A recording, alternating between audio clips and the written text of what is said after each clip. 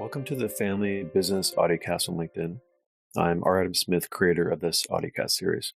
I've been an entrepreneur, investment banker, and board leader for over 25 years. I want to thank the registrants for joining live today on LinkedIn. It's great to see many familiar faces and many new ones. A bit in this audiocast series, family business is a passion of mine, having grown up in a family of entrepreneurs, and I've engaged for 2 decades in a vast range of dialogues, deals, investments, and boards with fascinating family enterprises around the globe. I founded the Family Business Audiocast to offer a useful platform for listeners to hear from industry veterans, academics, and leaders, whether you're a family office or ultra-net worth individual owning companies, building a multifamily office, or focused on governance, culture, corporate change. I hope these conversations will be enlightening. Today, we welcome Angelo Robles, my friend. Angelo, welcome to our audiocast series. It's great to have you today. Adam, thank you so much. It's a pleasure to be on. Angelo Robles is the founder and chairman of Angelo Robles Enterprises, which includes as its family office holdings, now Family Office TV, SFO Continuity, and Family Office Masterclass. Angelo has advised, created, and reimagined over 20 family offices for the world's most successful families for 2 decades. Angelo guides his clients on creating and sustaining generational dynamic and engaging family offices that are humanly wise, cognitively flexible, forward-looking, and organizationally robust. Angelo was also earlier the founder of the long-standing Family Office Association. FOA has grown to become one of the most successful membership organizations dedicated to family offices. Recently, in 2023, he sold his final interest in the firm, and now we're here today. Angelo also is the author of many books and masterclass papers, including The Effective Family Office, available on Amazon. All right, so we'll get going. Today, our focus is on the family office, which is also a family business. Angelo, tell us a little bit about you. We'll dig into the questions. Yeah, that's a great question. So you are correct in your comment, Adam, that a lot of people maybe don't quite understand. Often wealth is created from a substantial family business that has a liquidity event. And now the family office effectively becomes the binding glue, the legacy of that family. And to me, that relates to the family office equates to family continuity. So yes, this comes back in terms of being a family business. My challenge is how come there's not the level of rigor and institutional focus commonly in most family offices? Most family offices will fail. Now, that's a bit of a stark comment because given a long enough timeline, effectively everything, quote unquote, fails. But I think you know generally what I mean. They're not held to the same rigor and standard. They're not necessarily great, and they rarely will go by the time that the wealth creator is interested in continuing or discontinuing the family office. Maybe one more comment, Adam, because I think there may be some people that are very fluid in the family business, but maybe not quite as much in the family office. So to me, Right. a single family office, aka SFO, is an entity, and usually for profit, we may get to that, created by one family of great wealth with, let's call it, people and resources dedicated internally and exclusively to that family.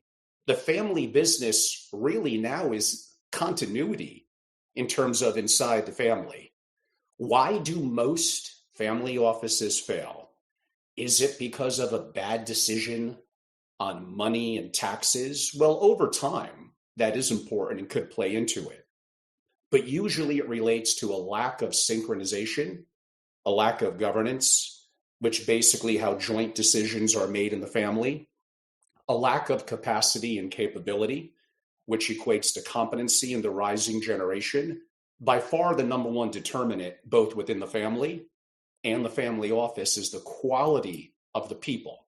People are the number one determinant to the success of the family office. Henceforth, you do have to look at it as being potentially a people problem. So we've talked about legacy a lot, you and me, and we talked about the specialness of family firms. You use the word uniqueness when you're thinking about the enterprise, and you've had a lot of experience in not only creating family offices, but also helping them sustain and grow.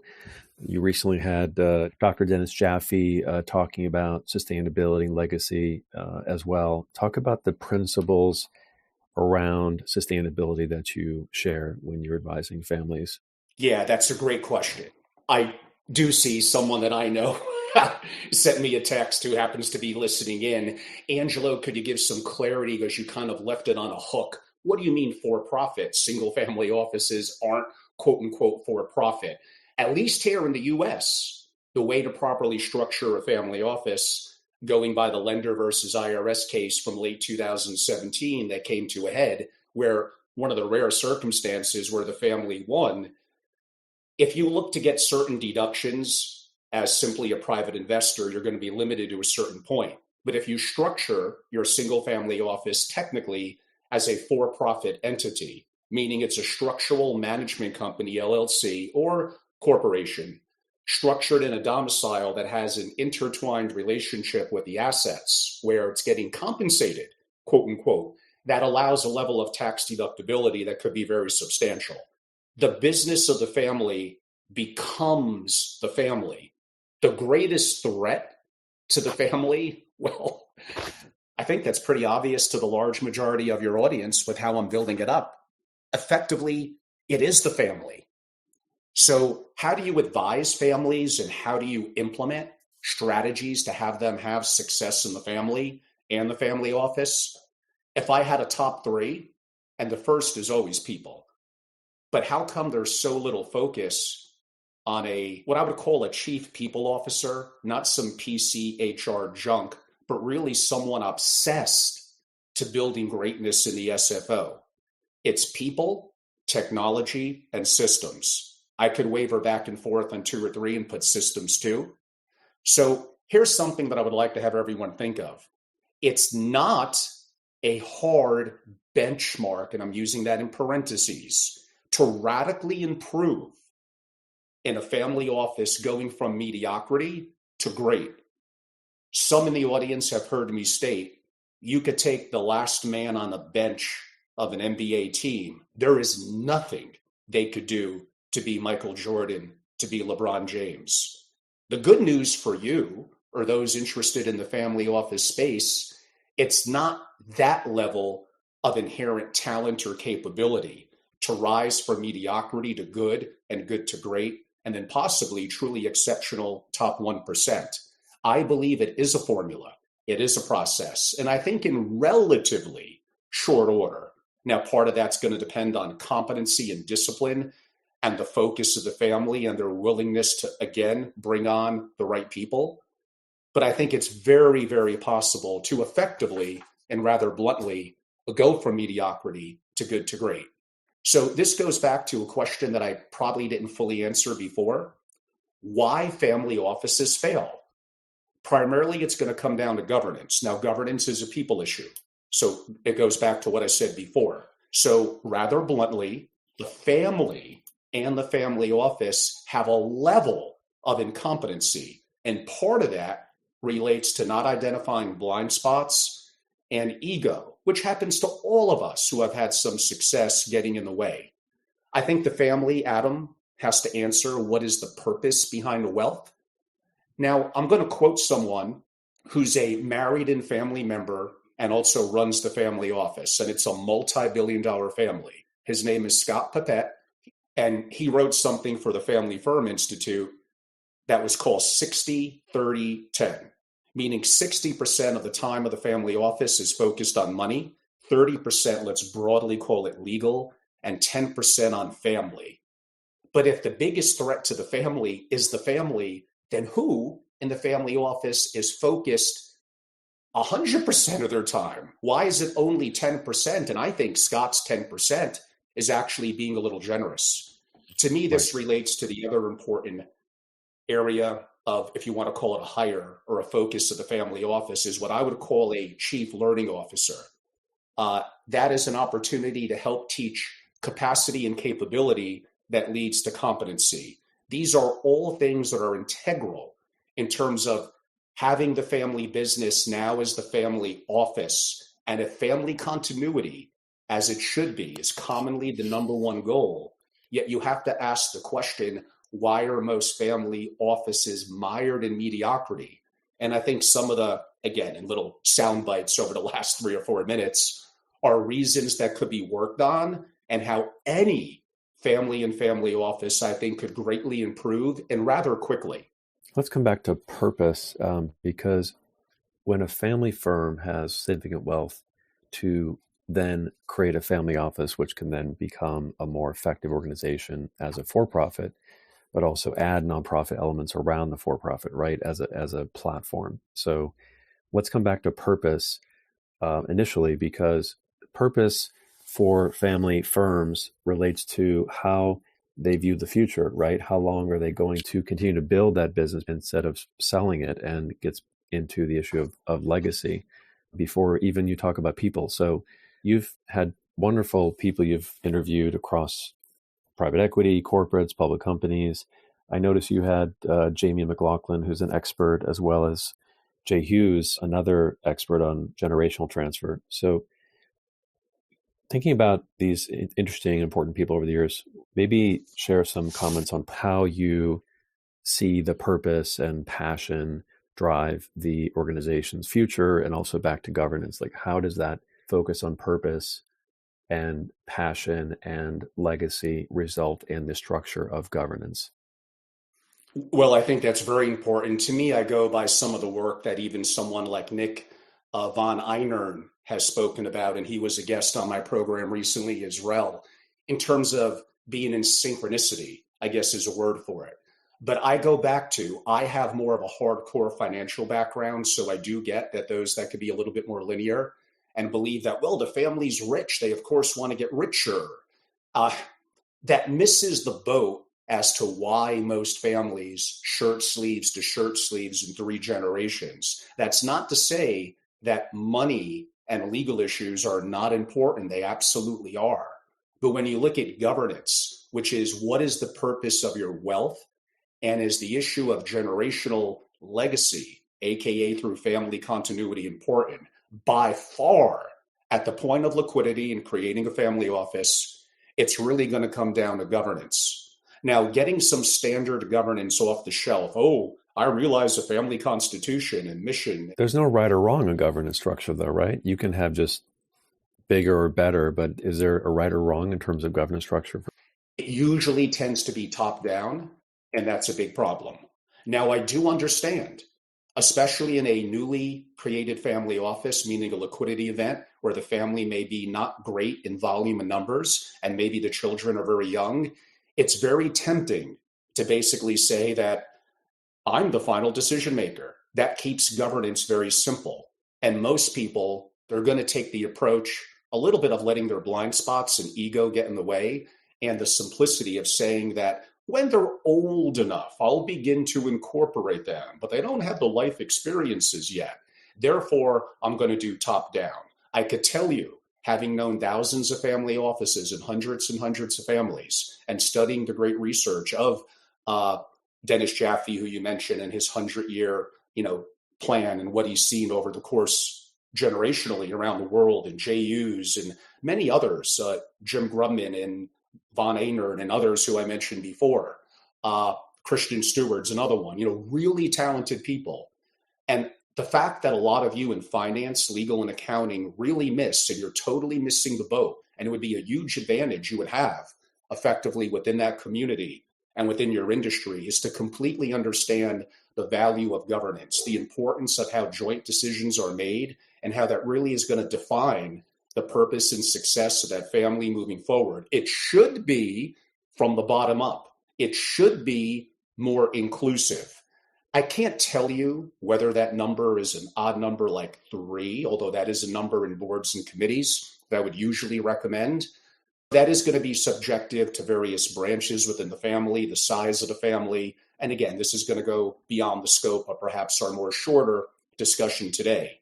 But the family and family office will not succeed together as a family without governance that is done right, however that's defined, and how it has the capacity to adapt. That's going to be critical. You mentioned my interviews in my family office TV. And yes, Jay Hughes was on this summer. You mentioned Dennis Jaffe, Von Einern, and even I'm thinking of a guest I had on earlier this week, Rebecca Patterson. It's not all governance, although governance is important, but she's the former chief of strategy for Bridgewater. So geopolitical thinkers, people like David Hunter, who's a very well-known economist, people like Green Beret and former investment banker Ian Burlingame on geopolitical issues, and perhaps among my most common, well-known guest, a frequent guest of Tim Ferriss, and that would be Adam Robinson, who's a brilliant thinker, legendary chess icon who trained under Bobby Fischer, and a problem solver. So for me, I like that. I like people that may not be directly in the family office community, but they're intellectual, they're creative thinkers. They know how to critically think and they know how to solve problems. Sometimes in the family office community, our nose is too close to the action. We become a historian, which is valuable, but we're not a revolutionary. It's too vanilla, it's too down the middle. There's not new nuances being forged in the family office world. And to me, I find that intriguing. Let's come back to legacy, however. There are 5 to 10,000 family offices in the world now that are known. And most of those family offices are formed from the liquidity from a single company, right? And then the family grows and they continue to build the people and the scale and the board, as you say, or even create a multifamily office or have other clients or either other companies that they purchase. The direction and scale of the family businesses all over the map. Isn't it quite varied in terms of the focus on legacy and purpose? Because if the family is really just G1 and just the owners, right, and they're not involving their children or they don't want to, then it's more of a financial animal. It's not really a broader corporate ecosystem for the broader family if they're not involving the family or if they don't have children. So you've talked to wealthy, successful business people like Peter Thiel and Stephen Cohen. These gentlemen have family offices, or sometimes they look to build them into bigger organizations, or sometimes they just use them as a financial vehicle, right? Talk about the range of purpose. Yeah, like I think basically what you're getting to is, are the majority of what we would call a single family office, are they really more private investment vehicles or entities for the family? Exactly. The answer to that is yes. And that's not necessarily a bad thing in its silo. The fact that you have wealth, money is going to be important in terms of capital preservation and growing, and that you have an entity totally dedicated to you 24/7. And this still is going to need governance, and still people are going to be the number one factor in its success or not. But you have to go back and look at what is the end goal? What is the purpose of the wealth?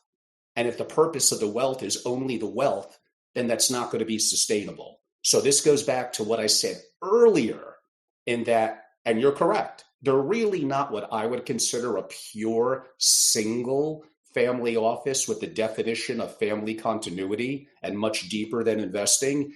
And those family investment vehicles, for the most part, will not last past the generation of the person that created it. There will be some that may morph into being more of a true family office, and there will be some that may morph into becoming more of a commercial enterprise as an investment vehicle or an MFO.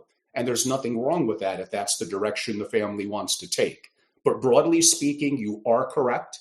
A lot of people in the world of finance, both in Greater Greenwich and New York and the hedge fund community and more of the VC and angel community in Silicon Valley and around the world, they often don't quite get it. They're a little bit linear. They're focused on money, and I understand it. But they're not necessarily building true bottom-up governance. They're not engaging for the value of family continuity. And they're not engaging, even if they're a younger rising generation in the family, there's going to be a disconnect. And again, I've seen it happen and all the figureheads that we mentioned before. It's inevitable that wealth, for a variety of reasons, it will collapse. Now, again, everything collapses with a long enough time frame. I get it. but it's not going to provide the legacy to the family and society that that wealth creator might have originally wanted. Right. Well, family businesses and enterprises are quite large. I mean, globally, they're probably 70-80% of the entire GDP of the world. A lot of people don't understand the scale of family closely held businesses that are held by a family or a broader family ecosystem. Just back to the MFO, talk a bit about what you're seeing at the larger MFO levels of more proactively managed MFOs that aren't just wealth management. So if you take out the wealth management firms, just share a bit of your views on the significant expansion of the MFO organization, let's say over 20 billion, and where do you see that going? And perhaps do you see some of these larger scale organizations growing into bigger corporate holding companies, let's say, like more like a Berkshire Hathaway's? Adam, as I'm going to a caveat before I try to answer, I am effectively, let's go with the word 100% focused on single family offices. I've been doing it for decades. Right. I'm extremely narrow. Now, of course, there's going to be some crossover into the MFO community, but I would look at the before mentioned Jamie McLaughlin, who I've known for many a year, kind of the way that I am to single family offices. I would say that he is with his focus on the multifamily office. I do agree with him. There's only about 50 to 60 in the US real, fitting the definition of more than just an investment vehicle for the family being an MFO. But for those that may be thinking, Angelo, it's just a family office. What's the difference? Like, you're kidding me. A single family office, as I defined before, is an entity with the right people and resources totally dedicated just to that one family. And MFO is a marketing term that generally is an enterprise that is looking to take in more AUM, and the level of services they provide are going to be dispersed among a variety of families. That does not mean that there's not some that are very, very good. That does not mean that most single family offices are good. I already defined, well, by mathematical nature, most are average. And to me, that's unacceptable. So if you don't care about greatness in your single family office, like, why have a single family office?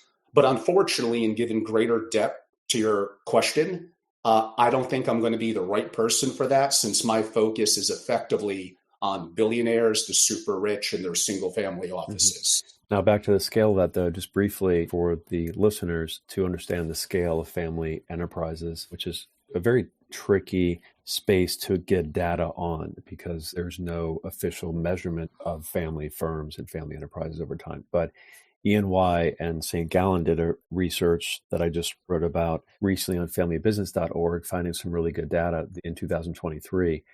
They measured the top 50 global family enterprises and found that they generate $8 trillion of revenue. And they're actually generally quite healthy. And just in the US alone, for example, there are 37 million family businesses in the US. So we'll come back to finish up today.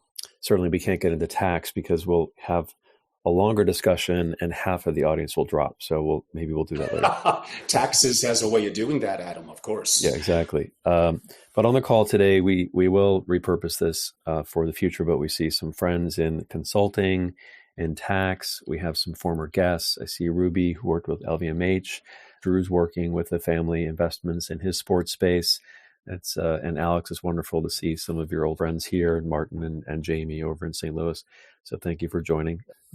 Share with us some of your special stories from your in-depth conversations and mentoring with clients. Like, just share a couple war stories, sure, a couple accolades. And I think that probably what's going to be best for the audience is, given that I know, and I've been very fortunate in my career, a number of people that are incredibly successful in their family offices. And given that I love to research, for me, traveling to meet with them, developing friendships, smoking cigars, which the audience knows that I do love to do, enjoying a good dinner or scotch, and getting to know them more personally. Having a family and having a child myself allows for me the capability of understanding the importance of legacy and of governance. But if I had to share some things from some incredible people, the most contrarian thing is not the opposite of the crowd, but it's to think for yourself. So among the most common things I hear from billionaires, including my interview with Michael Saylor, who went to MIT and is very smart. Think for yourself. Again, think for yourself. Understand this. What gives you opportunity is other people doing dumb things. I remember a very wickedly smart investor who came from nothing and is worth hundreds of millions of dollars. He told me investing is about four things: discipline, controlling your emotions, which many of us have a hard time to do, having an edge, I think that's a very important one, and managing bankroll. Now, I also, in an interview that was more private for my members of SFO Continuity, did an interview with a 30-year veteran working in a family office. And although I may want to mix up his three in terms of what I would consider, but I asked him, what are the three main functions with your experience having worked for, I think it's 3 different single family offices? And he said, managing the stability and performance of the family's financial assets was number one.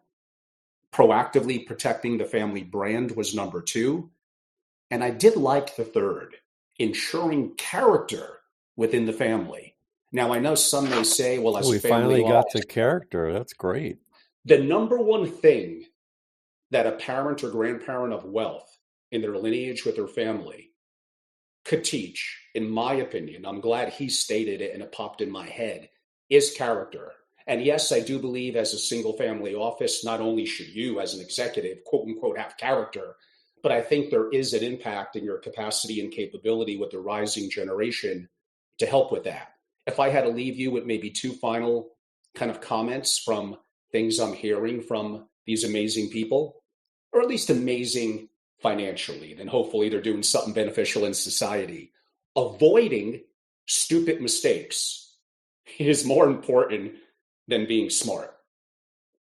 So I think that families, and this is, have to look at, again, the family is already rich. You have to think of risk identification, risk analysis, and then optimal risk responses to mitigate the risk across domains. It's others, not just me, that have spoken about financial risk, including liquidity, operational risk, and then the hardest one that we touched on, of course, a bit with synchronization and governance, and that is going to be behavioral risk.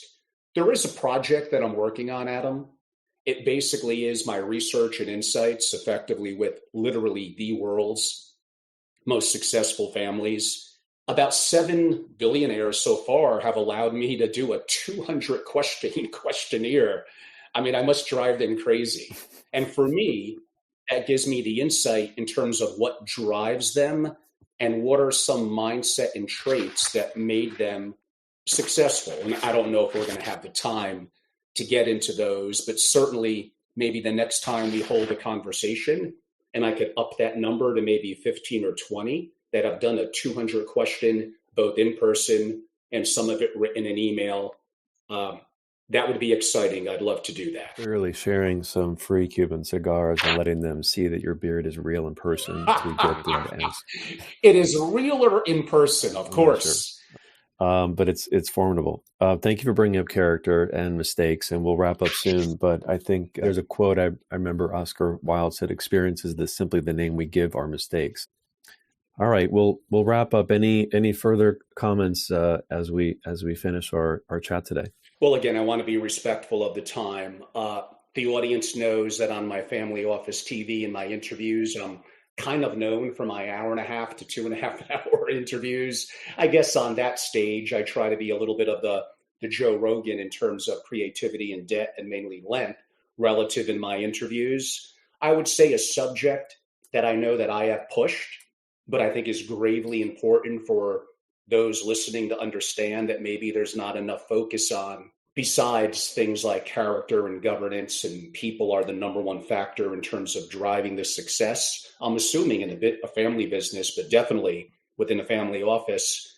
I would look at what's going on with what I call the velocity of destruction, the massive challenges we have going on around the world, the massive deficit in this country, the threat to dollar hegemony, uncertain economy. One day, how there may be taxation on unrealized capital gains. And I think this comes down again to continuity within the family in the event of crisis, which really only comes from going from fragile to resilient to being anti-fragile. I think the work of Nassim Taleb and Mark Spitznagel at Universa, I think is just groundbreaking and wonderful. And that does relate to what I said earlier, not just character, but also capacity and capability in terms of becoming competent. And that comes down to adaptability. So there's lots of problems out there. You could put your head in the sand, or you could understand what those problems are and develop the capacity to adapt to address them. And you may not always thrive financially. There may be setbacks financially, but you grow stronger from crisis. You're not destroyed from it. You continue and grow. Now, again, we're not going to have the time to do a deeper dive into that, but I do appreciate your wonderful questions and the great work that you're doing in the community as being a leader in family businesses. I enjoy your content and I learned so much. And I've seen that you've had Martin Roll and so many others and Christina, Wing and others that are just wonderful deep thinkers and thought leaders. So continue the great work that you're doing. I learned so much from it, and I look forward to hopefully imparting value to the audience on my platforms and social media and my programs that I do at angelorobles.com. Thank you. Yes, you can find Angelo at LinkedIn, of course. Thank you to the platform and supporting this, and also on his website and Twitter, or you can email him directly as well. I appreciate the support and the commentary of anti-fragile, and that we all could use some determination. I would say that Nassim Taleb's book on the Black Swan is fantastic. And underrated is the work of the Universa founder, his friend Mark Spitznagel. That guy is brilliant. He might be a little crazy, but crazy in a good way. But again, it's up to you to be competent. Don't rest on your laurels. How the world worked a year ago or 5 years ago, it's different now.